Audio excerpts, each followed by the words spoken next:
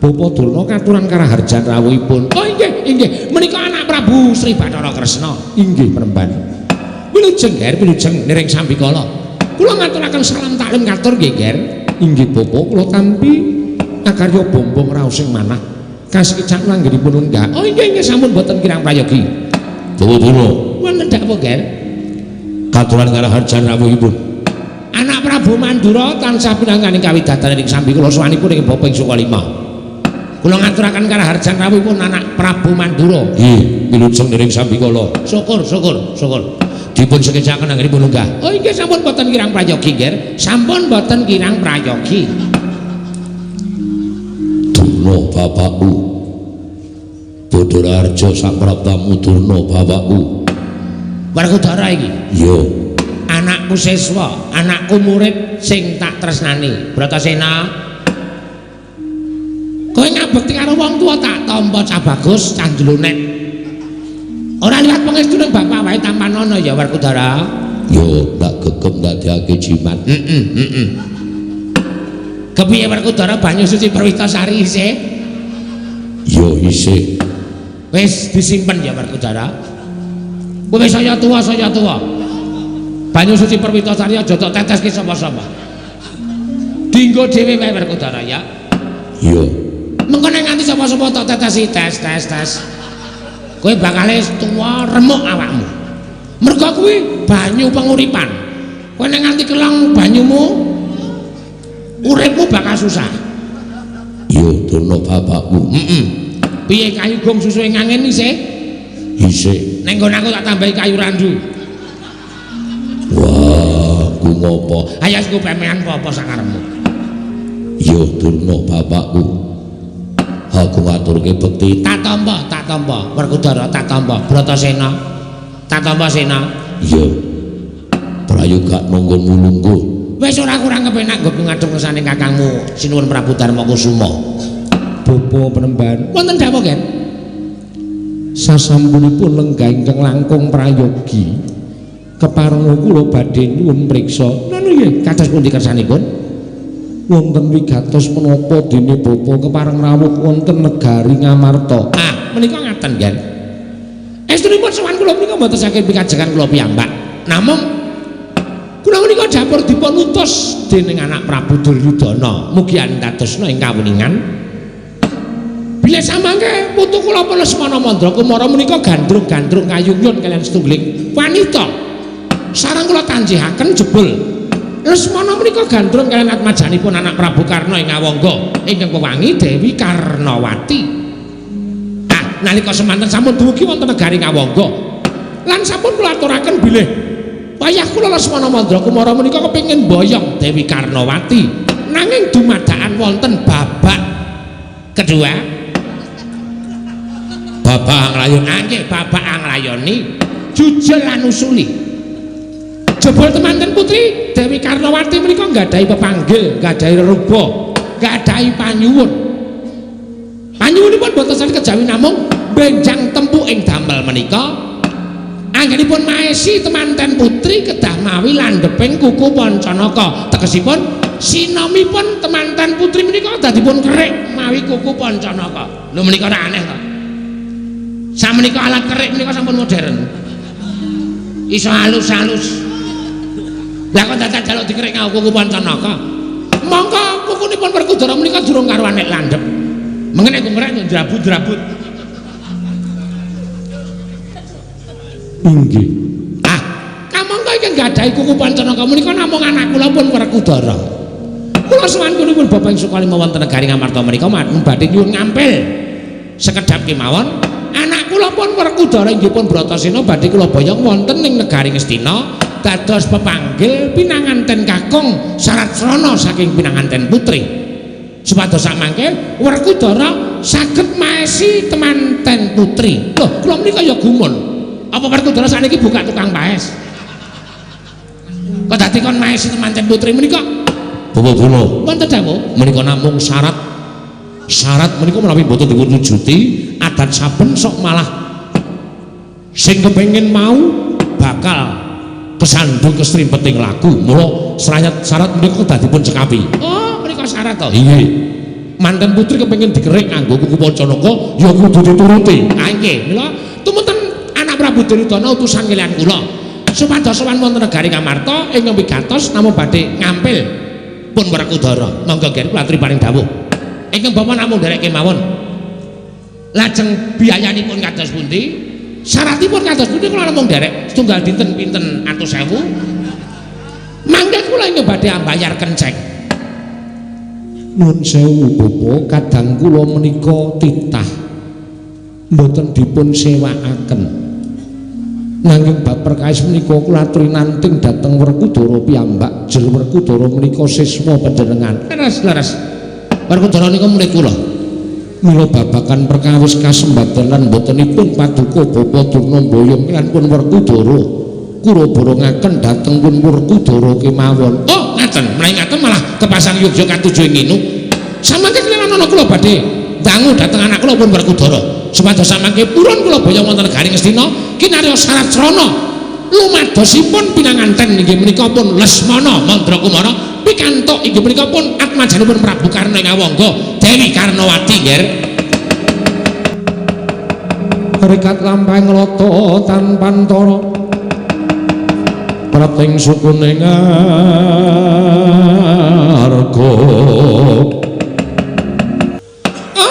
Padha Rarja Sapraptamu lho. Prembanduna rawuh mriki. Oh iya sawetara Petruk. Oh nggih. Wilujeng Mbah, bekti kula katur nggih Premban. Tak tampa pangestuku tampanana Petruk. Lho nggih sanget anggen kawin dadosaken jimat. Petruk kandung bolong padha Rarja Sapraptamu. Wah, komplit men to iki. Sinuwun Baladewa. Yo. Bekti kula kunjuk nggih sinuwun. Yo, Petruk tak tampa pangestuku tampanana. Kula pun dinggo jimat. Petruk padha Rarja Sapraptamu. Ndara Werkudara wilujeng bekti kula kunjuk ngiten. Ya Petruk tak tampa. Panakawan Petruk. Sawise satata nggonmu ngadhep, asu ingkang dadi napas, asat ingkang dadi riwi ana wigati apa? Maragake matur marang panjenengan ingsun, Panakawan Petruk. Ingkang sepisan kepareng kula ngaturaken tebah Siti Sekul bilung teling ron klapa apurenta amba bilih wonten lepat kula nggih kula munjahaken samadonga Sang Nata. Nyuwun pangapunten menawi kiranging tata krami kiranging unggah-ungguh jer kula menika namung batur, kula menika namung Panakawan. Iya Panakawan. Lho nggih. Ingkang salajengipun nyuwun pangapunten sinuwun. Sowan kula menika mboten saking pikajengan kula piyambak, namung kula menika dapur dipun utus inggih menika sembahan kula bendara kula ing Madukara Ndara Janaka.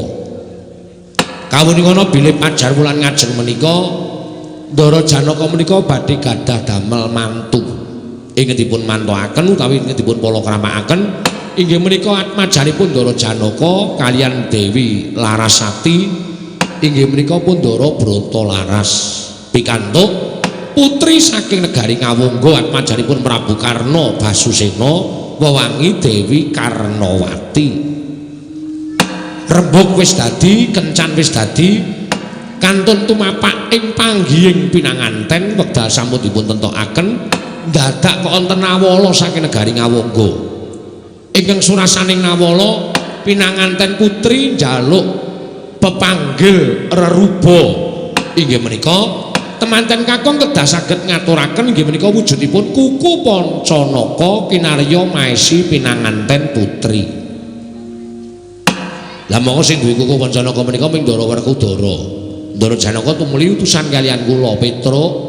Kowe tak kongkon ning negara Ngamarta suwana Kanjeng Koko Prabu matura yen to aku kepengin utawa ngrawuhake Kang Mas Jodipati rawuh neng Madukara wis menyanga bali tekan Madukara ora bareng karo rawuhing Kakang Mas Werkudara tak cocok palu ndasmu ngoten niku. Napa mboten tratapan kula dikongkon kok ameng-ameng nyawa cobi ning arep kaya ngapa Ndara Janaka menika bos kula juragan kula ya tetep manut. Mula sowan kula wonten negari Ngamarta menika entuk ora entuk kula ajeng boyong Ndara Werkudara. Ngoten mawon atur kula menawi wonten lepat atur diagung pangaksami nyuwun pangapunten ing sakalangkung kathah. Petruk dalem Sira ngerti apa ora?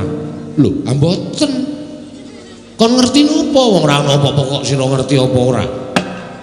Bapa Durna rawuh ana ing negara Ngamarta uga mbutuhake Werkudara. Lho. Penemban Durna. Iya, Petruk. Kangge napa? Jarene dadi srana temanten lanang saka Ngastina. Lesmana Mandra Kumara dhaup karo Karnawati. Oh, lah iki masalah iki. Waduh, kasus. Napa Begawan Durna pun ngendika iki mau lagi wae paring pangandikan. Lah sakmenika ngaten kemawon, sakmenika ngaten kemawon. Nuwun sewu lho. Mboten kula menika badhe napa jenenge gawe urup-urup mboten. Ning nuwun sewu. Putrane Ndara Janaka menika sinten? Ndara Bratalaras. Jarine nek anak Pandhawa niku anak Ndara Werkudara niku ya anake Pandhawa, anake Ndara Janaka niku ya anake Pandhawa 5, putrane Sinur Prabu Darmakusuma niku ya putrane Pandhawa 5. Ateges Ndara Bratalaras menika putranipun Pandhawa 5 cacahe. Ngoten.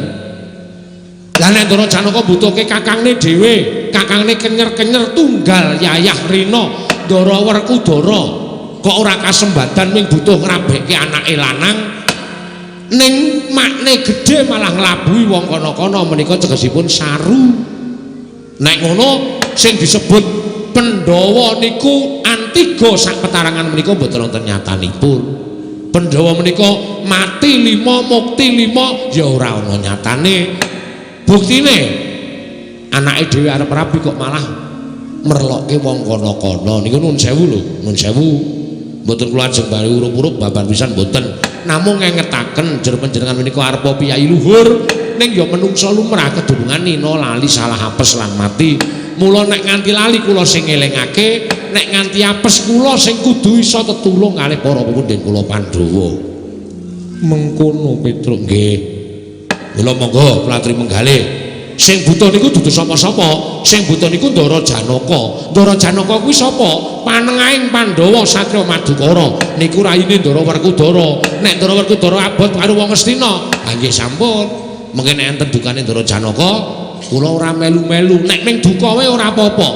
Nek nganti Ndara Janaka wiwit dina iki aku metu saka Pandhawa. Pripun? Ayo. Sinten sing ajeng dadi kiper?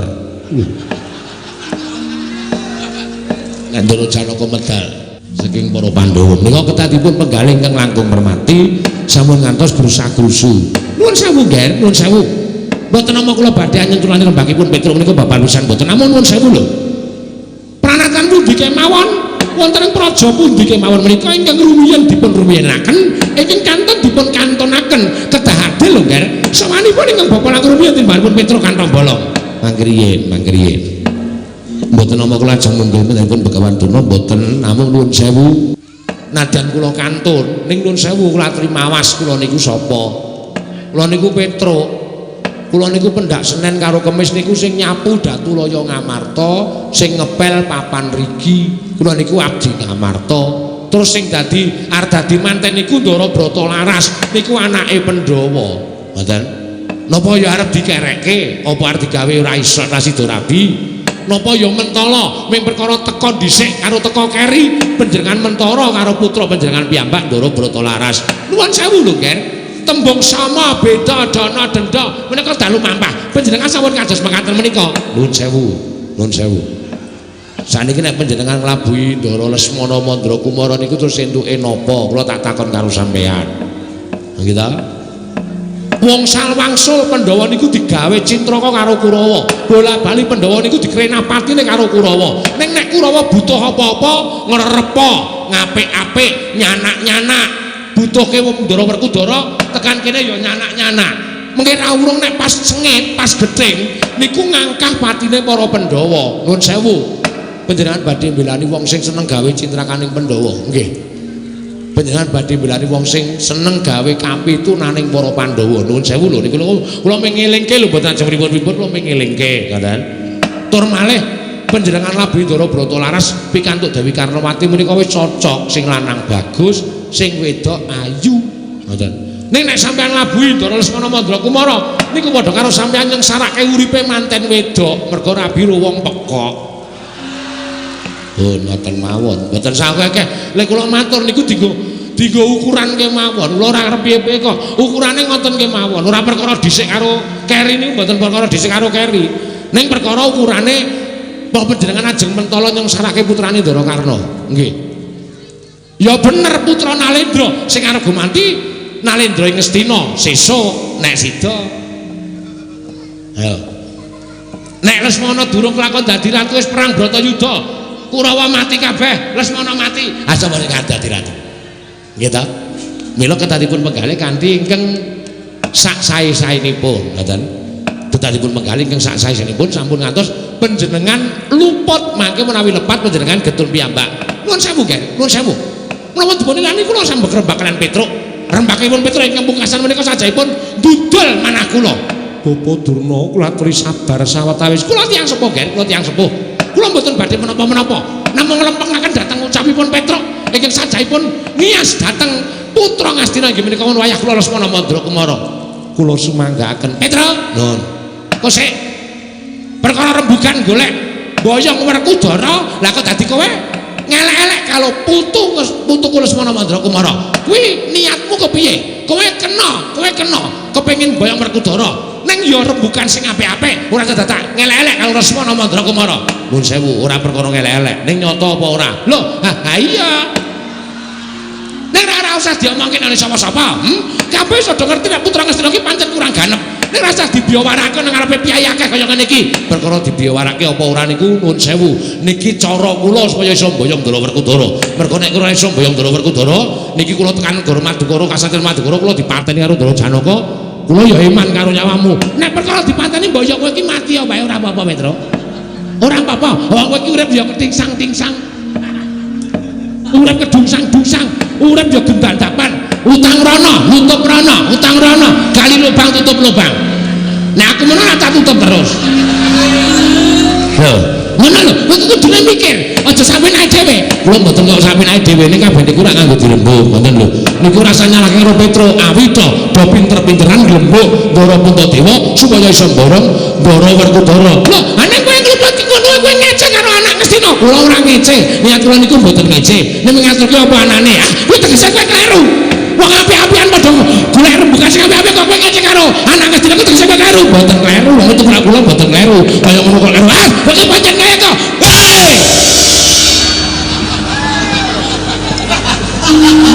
Selera gerangan cerewet Tudula pancen dawuh niki teng pundi niki teng Pasewakan niki teng Datulaya niki nganggo tatanan ora nang pasar ora nang terminal sampe naik dhewe syukur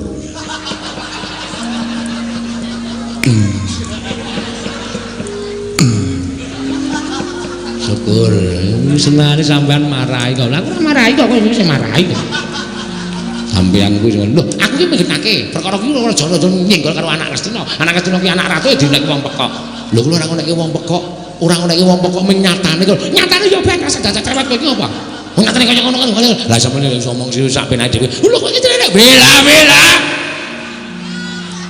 Petruk iso larang ora saged Tudula iso larang ora saged Pak ngerti balik tak seret yang jowo kabeh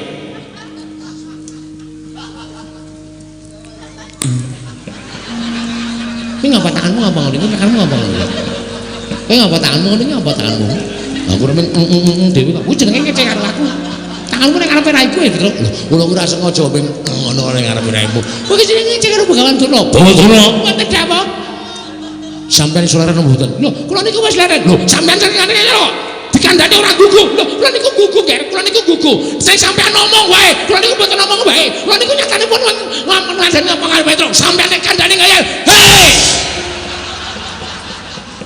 ora Petruk setan oh iso ding lali aku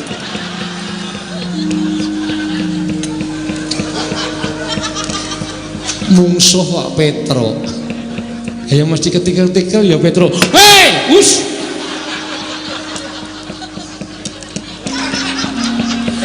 sapa-sapa digetak-getak rumasane aku ki Ratu Ndarawati di hei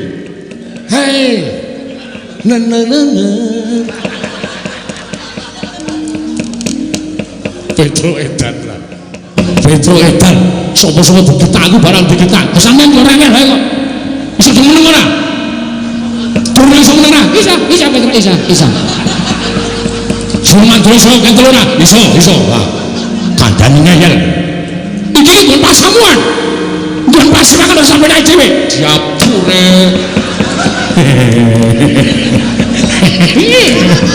Seneng. Pono kawan wonten dawuh Bapa Durna. Wonten dawuh kan? Mangke kula ingkang badhe dangu dhateng Werkudara. Saenipun Petruk kaliyan Bapa Durna nengga wonten ing Jawi. Ngentosi menapa dipun aturaken kadang kula ing Jodipati. Bapa Penembanten. Oh iki wis tak dawuh. Nah ngaten kula pareng nyemat madal pasilan sinuwun. Sing ati-ati aja kaya bocah Durna. Pripun kabare sampeyan mlebet wonten negari Ngamarta nyuwun ngampil Raden Werkudara supados kinarya pepanggil pinanganten saking negari Ngastina. Wah, pripun? Bapa Durna putra Banjar Jungun pun Dursasana cemadhong dawuh pripun kok mboten bareng kalih Werkudara adi kula. Bapa Penembahan dan Kartomarma cemadhong dawuh Rama kula ingkang putra pun Swatama cemadhong dawuh. Dek Pate pripun? Niki wau kula pun wis kebacut sarta wis kelakon sowan wonten negari Ngamarta. Nggih, kula wis ngerti. Napa sing dadi kebutuhane anak Prabu Duryudana wis kula aturke sampun anak Prabu Puntadewa. Lan nalika semanten kula kadhawuhan supados jawab piyambak kaliyan Werkudara. Durung nganti kula nanting kali anak kula Werkudara dumadakan. Sawane Petruk kantong bolong diutus kali Janaka. Jebul Janaka niku ya arep nabeke karo anake lanang ya kuwi si Bratalaras. Sing patutan kali Dewi Larasati. Oh nggih kula ngerti. Atur Petruk ngandhake yen wis kencan semayan wis dadi pingkari jape. Ning dumadakan ana nawala sing tumiba nang Kasatyan Madukara ngandhake yen temanten putri kudu dicukur. Cukur rambut ngisor velem. Kosek ta. Nek omong niku mbok sing apik. Kudu dicukur nganggo kuku Pancanaka. Oh, lah nganti keker antaraning kula kalih Petruk. Padha dia dinia rembuke, padha silih kungkeh genti kalindih. Nggih, Kakang Durna. Nalika semanten anak Prabu Puntadewa paring dawuh kaliyan kula, Bapa Penembahan lan kowe Petruk ngentenana ning jabaning negara Ngamarta. Mengko aku tasik nanting karo Werkudara. Ngaten menika, Dik. Tumuli kula medal Jawi. Lah, napa ta sababe kula nglumpukke para Sata Kurawa? Niki kula duwe penemu. Penemu sampeyan napa? Nek Petruk isih teng negara Ngamarta, tangelamun kula kalih sampeyan padha iso kelakon mboyong Werkudara. Mula Petruk dundurke.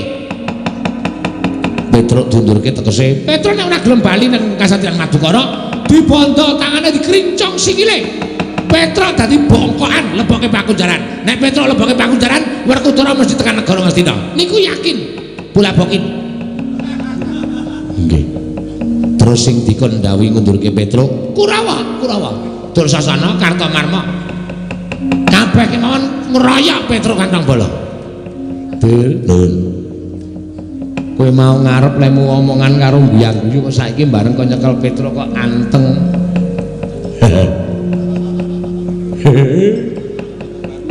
Piye kok hai.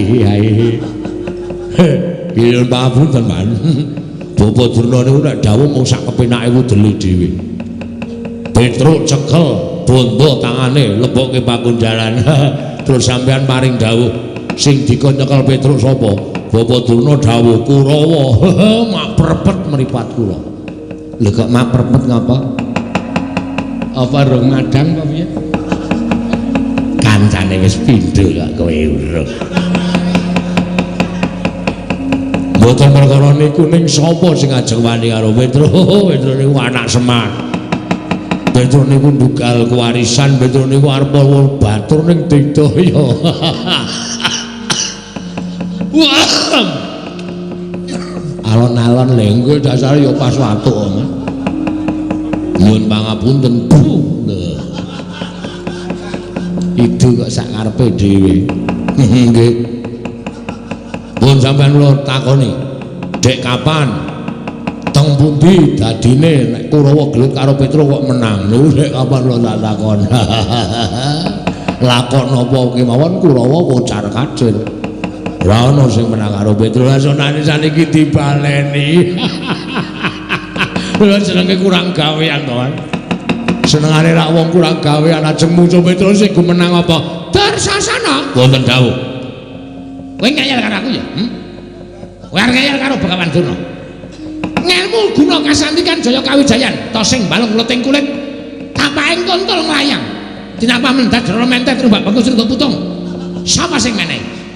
Sing menehi Begawan Durna. Kuwi abeh Jaya Kawijayan supaya kowe iki wani perang, kowe iki wani gelut ora kok jiring getih wedi mati kaya ngono. Nggih. Ora gageh. Nek kowe wani nyekel Petruk ora apa-apa.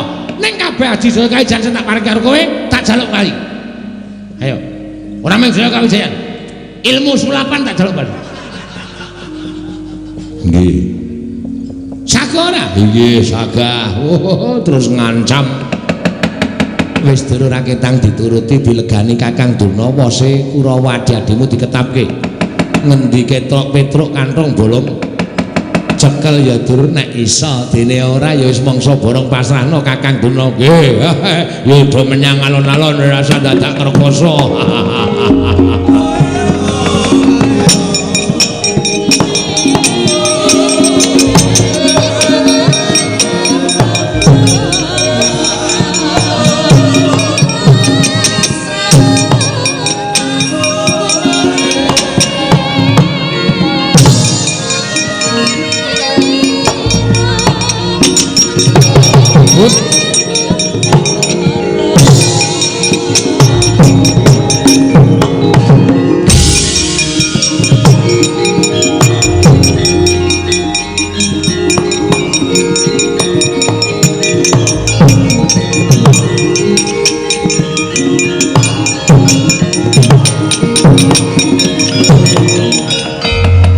Lamun katututan lamun mangsan prawira dikdaya ora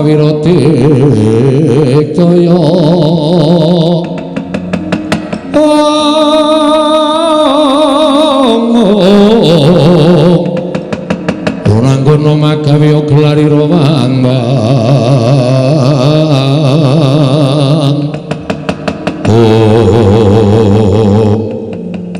Ndara Kartomarma, ya Petruk. Kok ngandhek lek kula mlampah? Petruk, nun. Aku diutus karo Bapa Penemban Durna. Nggih, keparengipun. Kowe gelem bali apa ora? Wangsul kula sareng kali Ndara Werkudara. Merga kula diutus dening Ndara Janaka supaya mboyong ngaturi rawuhipun pepundhen kula Ndara Jodipati. Lah kok kula kan bali niku pripun nek kula wangsul mboten bareng kali Ndara Werkudara tenan dukane karo Ndara Janaka gedhe-gedhene diusir karo Ndara Janaka gedhene meneh kula dipateni karo Ndara Janaka mula tinimbang kula bali mengke ping dadi bathang atang-atang ora ana gunane napa mawon sing dumadi teng negara Ngamarta niki ajeng kula lakoni yen ngono klebu wani karo Prasata Kurawa lho kula mboten nantang kula mboten wani karo Prasata Kurawa kok sampeyan ngendika kaya ngono mergo Bapa Durna dawuh karo aku dawuhe Penemban Durna kowe nek ora gelem bali bakal dibondo tanganmu digerincung sikilmu leboke pakunjaran bakal dipateni dening Prasata Kurawa Jaja muntap lirik netap duka yayasinepe netra kocak mundarandir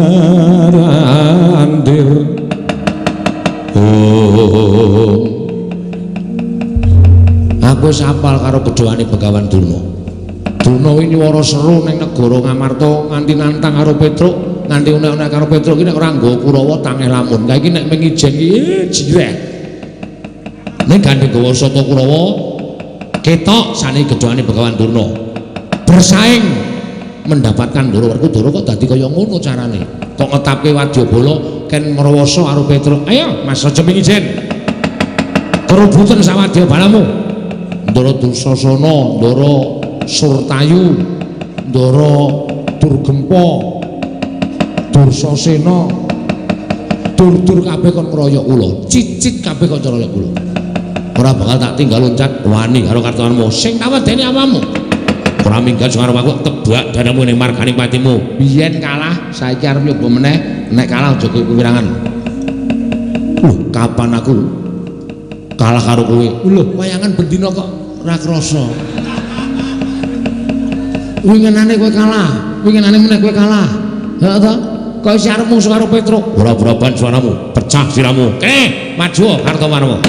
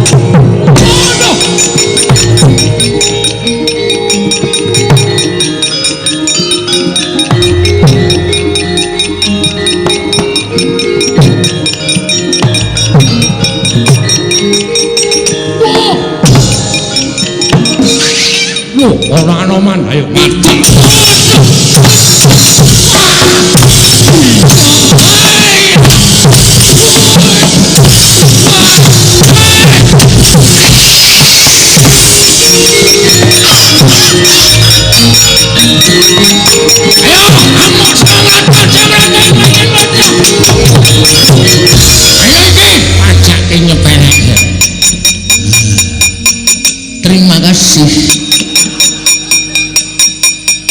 Sami-sami kula. Kowe nanti kula nunggu wonten Jawi. Tak goleki cingak-cingu kok ora ana. Kartomarma marani aku, kowe ora ana, apa boleh buat? Inggih. Tak lawan. Ning kono ya jirek nggawa tumbak. Wah, untung ora keserempet. Panjenengan bengak-bengok wau kula mireng tumuli kula medal saking wana. Oh nang alas to kowe? Nggih. Masih ketemu kethek wedok? Mboten. Kok suwi? Mboten iki ora menawa sampun tuwa. Aso wae ayo. Kena keramas. Wis. Mboten wonten menapa-menapa kok kon keramas. Terus hubungan ayo kethek omongane hubungan ora. Man wonten dawuh. Aku karo Begawan Durna dikerenah patiku. Mergo Durna ya butuhake Ndara Werkudara rawuh ning negara Ngastina. Kurawa dampyak-dampyak kula sapunane kula.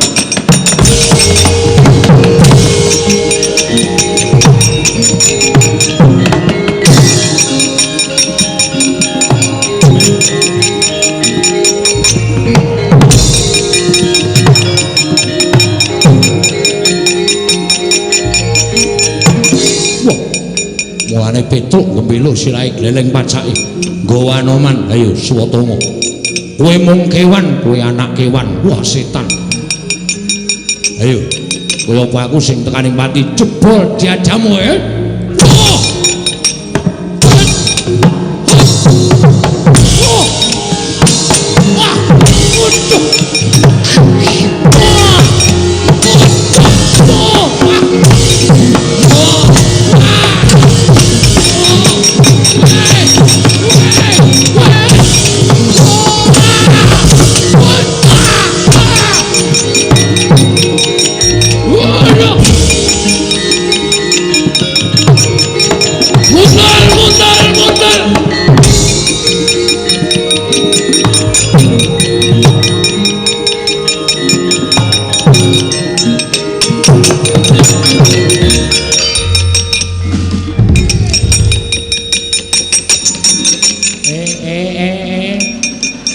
arep nendi?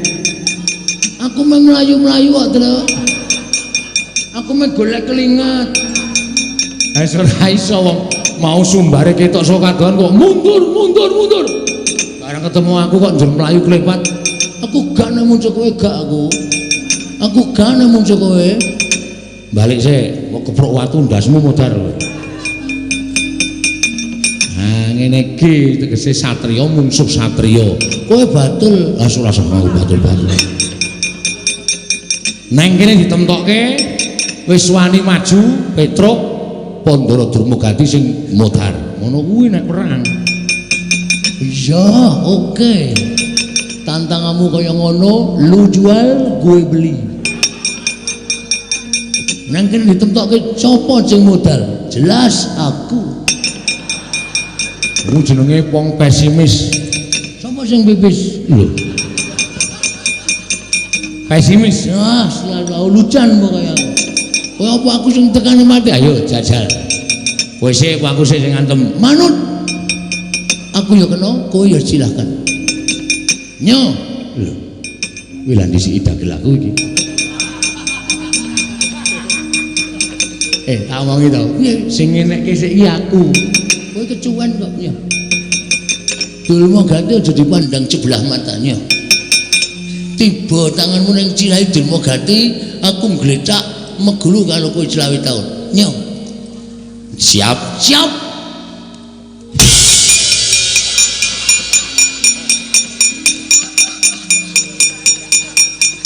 Piye kuwi? Wong nantang kok ngletak sik. Durmagati. Dan ulah nyono nek antemanmu kaya ngono, Truk. Ulah nyono nek tanganmu cak iki antep. Terus wis stop semene wae. Piye to kuwi? Wong rusida kok wis lalang. Aku lawani aku, Truk. Wis ngantem separo kok. Tak dudune kok. Dah pokoke mah. Wis penake ya, Truk. Iki kula ni ngejak olah wis. Durna kepengin ngrangket kula. Oh, wis ora cah dilangket kok dina wis ora cah gagas Durna. Iki mengesake Durna kongkon karo Kulawa. Kalau kecekel pola ora wis ora masalah. Wis ya? Nggih. Lolo antemamu? Nggih. bajiku lho. Tak kira nek aku kuat ya blus ngono plepet bluk. Bolola kuat aku. Kurawa sing nyenengi kok Minggara Durmagati. Jujur apa-apa dikandhake sak nyatane.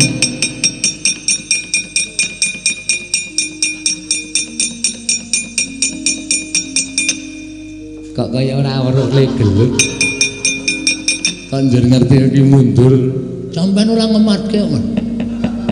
Petruk ketemu kula ajeng mlayu candak Petruk. Ana ndi? Ndara Durmagati arep mlayu, lacah mlayu. Sampeyan satriya kula batul, ya gelut. Kula sebagai satriya kan izin. Nek nganti kula DC Petruk nek nganti gawe pamflet. Durmagati kalah. Durmagati lari. Kula izin, kula ya terus kula atungke cilak kula. Nyasro, kowe aku sing tekane pati. Sirahmu tok atungke. Kula atungke cilakku. Tak atungke itu mantenku. Petruk bles Ngantem cilah kula. Ora apa-apa, sing kandha copo. Ayo mbok menawa ora apa-apa Gledak, Man. Semaput 30 detik. Mati culi. Mati culi. Mati culi. Kowe bales. Man, Napa? mangane kula bales. Terus mengke dadi pelang sing gegel-gegelan. Kulang-kulang bejane kula bonyok-bonyok, ulung kula mengakui kemenangan Petruk. Terus kula bali. Ora bales, mboten. Mbangane gegel. Lalu tak stop semanten mawon kula bali, mbangane kula ajung. Nek cara aku isin, Nek kula kok biasa. ora isin. Alah izin. Wong kuwi lagi izinan kok. Kok kon izin? Alah macuk. Sampeyan mau jalan mboten pitados. Cila sampeyan mau ngatung ki Petruk. Asli manu cegel. Kok digeblok banyu anyep. Cilamu iso pecah, Man. Mbok yakin dacul wis. Sing kuwi gugul. Karo makne cilik kok malah unek-unekke sak pinake dhewe. Kaget aku. Man. Sampeyan teng pundi? Nang kene iki lho.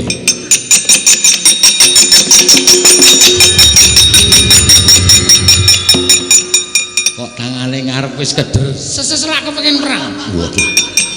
Seselak kepengin jotosi ndendase Petruk. Welah.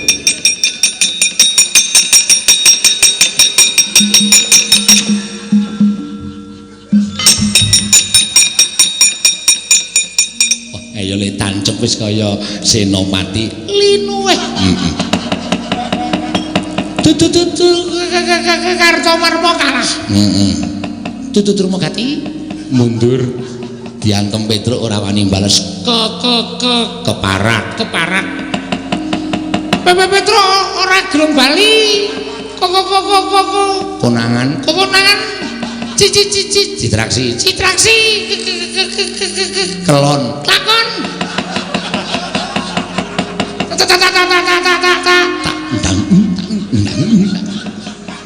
Mamaman cangkemmu meneng sik, Man. kowe iki tak genahke Karep kula mboten tak dangdut. lha apa Sigar sirahmu saka tetangane. Haryo Citraksi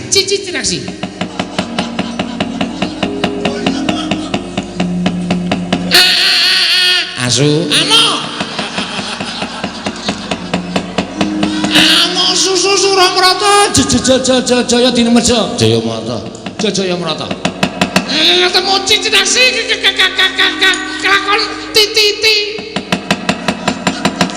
tinjo ngarepan ngakerat Man sampeyan ampun cerewet kuku kula kleru terus iya wis tak ora melu omong aku ki niate genahke kok malah kleru. PPO. Petro. Tata tendang lho. Sampeyan ampun neruske omonganku lho. Petro. Ning kene mama marganing papa. Papa timu Petro. Ndoro Citraksi. Oh.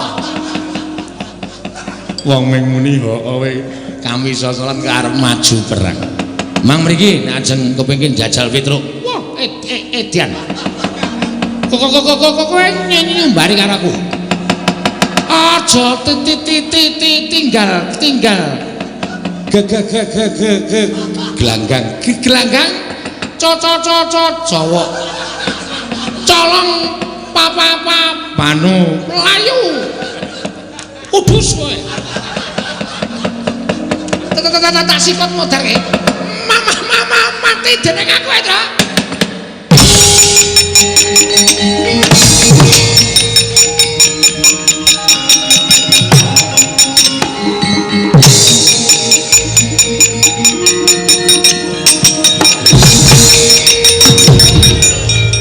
Oh, ngawur. Nabrak. Pripun kersane?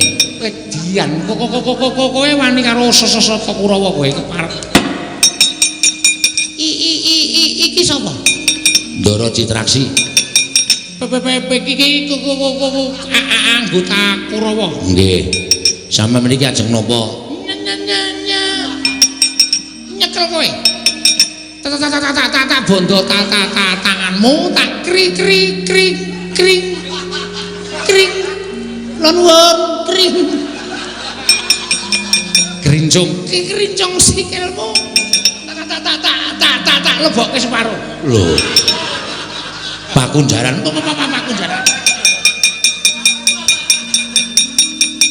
Orang mati dening aku derajat apa? Sareh. Oke. Sareh. Iya. Lenggah sik. Arep perang kok malah tenguk-tenguk. Dirembuk sing apik-apik nek iso dirembuk lalu apik to. Betul. Lenggah. Oke. Sampeyan tau ngerti ana Citraksi menang karo Petruk? Tau ngerti? Durung. Nek tau ngerti lemayang sapa, tanggapane pira, sing digawe woh apa? Nggone nendi? Ning Petruk ngalahke Dursasana bola-bali, Petruk ngalahke Kartomarma bola-bali, Petruk ngalahke Durmagati bola-bali, Petruk ngalahke Satama bola-bali. Kerep ora kowe? Kerep. Saiki ngene. Kowe gelem isih metu saben bengi apa ora? Laris Lenyi Traksi. Lha yo kuwi. Lah nek ora laris Lenyi Traksi iki arep mangan apa? Nek gelem supaya dipercaya masyarakat, kowe mulya aja mungsuh Petruk. Nek kowe iso nyekel Petruk sing cilaka ora mung awake dhewe, ning dalange digobloke karo masyarakat. Wow. Iya ya. Ha iya. Engko ndak ora dipercaya masyarakat, ora dundang masyarakat malah ngrekoso, awak dhewe ora iso berkesenian. Betul. Lah terus apike Mundur wae, lapor karo Sengguni nek wis perang kalah. Ngono ya. Mundur kono. Nenek. Sengguni ora percaya. Ae patih senengane ora percaya. Kon mbukteke tekan kene kon jajal karo Petruk. Mu tak ajari. Oke. Nenek ngono aku tata. Petruk melu-melu Sengguni kaya aja kaya ngono. Tata bali mulai wae ya, Tru. Ya, mang mulai mawon. Mbangane mengke sampeyan ora dipercaya. Wah, lah kae piye Petruk kali nglakokke wayang kok Citraksi kok menang karo Petruk ki cara ngendi kae? Model piye kae? Malah elek. Oke, aku tak bali lho.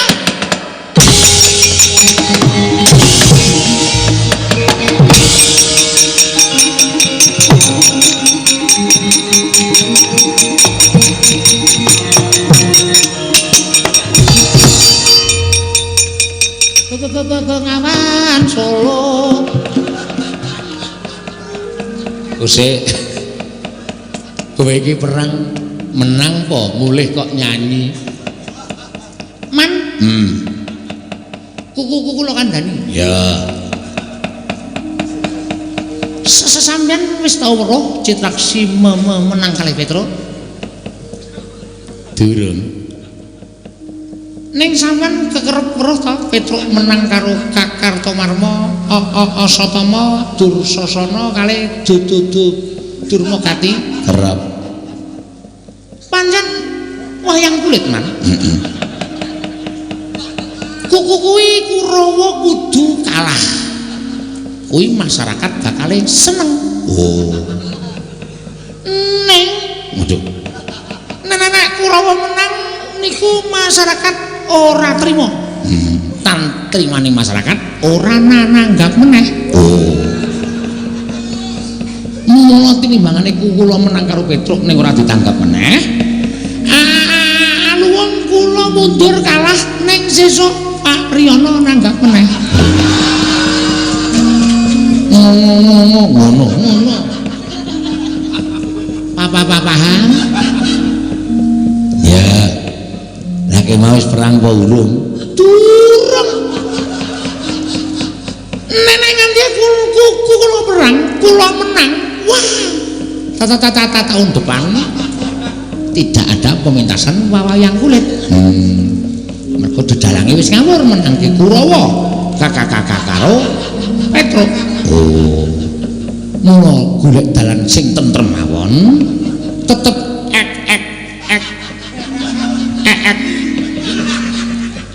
Maksudnya piye wae ngomong? Sing nganu lho menonjol eksis. Kuku kula tak kalah ning tetep wayang terkenal di mana-mana. Disukai oleh masyarakat banyak atau bebek. Iya. Ya wis kan. Ana minggat ana marang kepruk kompor ndasmu guys. Aus sengit nek karo kowe iki nek omong warep maju ya om bareng karo media pusi Petruk ngene kok senenge Raja Mak. Lho, Petruk orang ngapusi. Itu Petruk itu menggunakan argumentasi yang tepat. Petruk niku nganggo mikir ora mung waton omong, sing waton omong niku cangkemmu. Ngengeng. Tututuan ngeyel. Wis minggat sakarepku rasa karepku. Kok sampean dadi ngono iki kula kon minggat mau kon nyekel Petruk bal saiki iki kok kon minggat. Posisine piye? Ngerti ge? Ini nyepelekke ora. Sak penake dhewe. Iya. Aku ki nek ora kuat imanku, ora kuat pikiranku setruk iki. Gagas Kurawa ya werna-werna. Kakang Durna pripun Kakang Durna? Oh, Petruk iki pancen bedagang ora tata. Manusane jajaran sertane bawana. Petruk pratamanane cundhe maneh men modal sisan dewate sengkuni.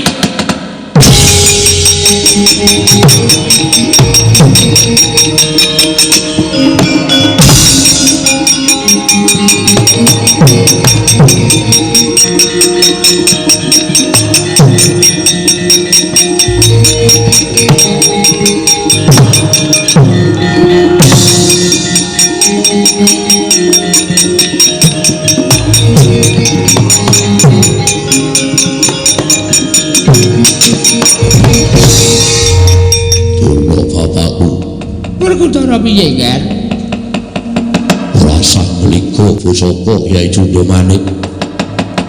Balekno Bapak nglapatno ning Kanjeng Dono. Wah, aku sing bakal modal dudaling manten saka Ngastina Durna bapakku. Werkudara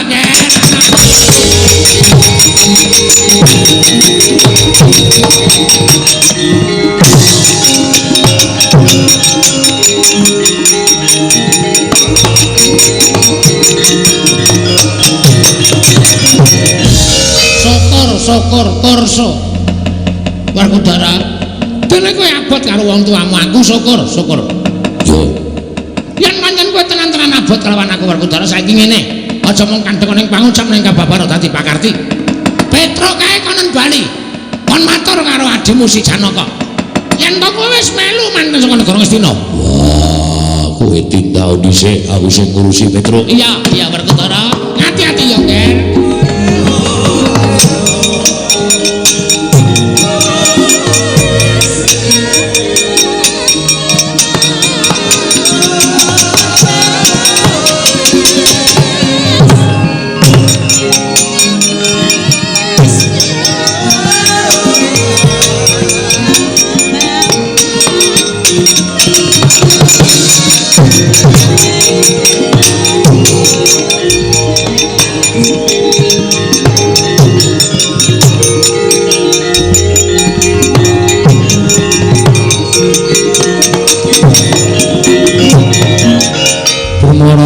Swamya ngambreng kadi karonaning kaswasedo sang Ganta Astrat maca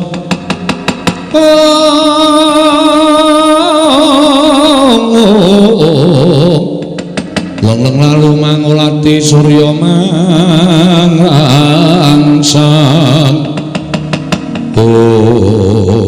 Petro dalem Ndara aja kaget aku sing wertegi karo kowe. Nggih, mboten napa-napa. Lah pripun? Nenten dawuh napa? Napa Ndara wis mestheke sarta wis sagah kula boyong dhateng Kasatyan Madukara? Aja gedhe pangarep-arepmu. Nek kowe bakal nampa dawuh saka aku. Nggih, dawuhipun Ndara pripun? Kowe bali. Bali teng Madukara.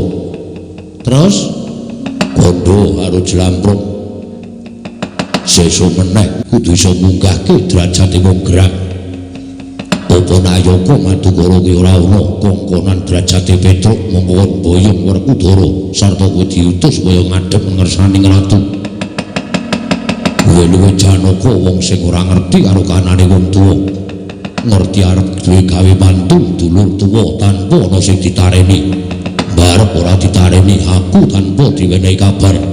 Kresna Baladewa ya ora nampa karene Janaka. Ya bener bendaramu ki wong sing wis kecukupan. Janaka ki wong sing wis pancen dipundhang sarta dadi satriya pitataning jalma. Ning kudu eling wong urip ning alam padang kuwi ora iso ijen. Kudu tansah sumandhing marang sanak sedulur, mitra kawruh, tangga teparu. Teka Janaka Mas Adigang Adigung Adiguna. Dumeh dadi satriya pitataning jalma ora kabar-kabar kowe bakal gawe mantu. Kula joloro atimu yen to aku bakal tekan negara Ngastina ngombyong manten Lesmana Mandra Kumara Petro. Kaget risang kapirang urinangku kinembe kembet dosa ngreknaning bawana.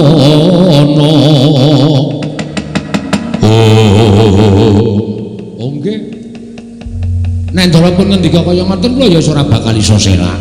Ning napa sing dikendikake Ndara ajeng kula aturke sawetahipun dhateng Ndara Janaka. Leres, Dik. Ndara Janaka ya ora bener dhewe.